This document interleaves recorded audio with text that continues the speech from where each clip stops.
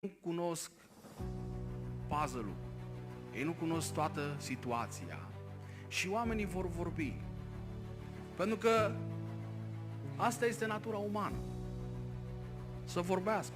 Și eu vorbesc. Și toți vorbim.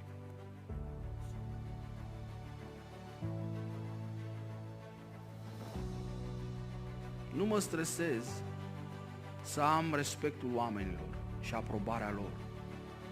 Stresul meu este să am respectul lui Dumnezeu și aprobarea Lui. Pentru că dacă am aprobarea voastră și n-am aprobarea lui Dumnezeu, n-am făcut nimic. N-am făcut nimic.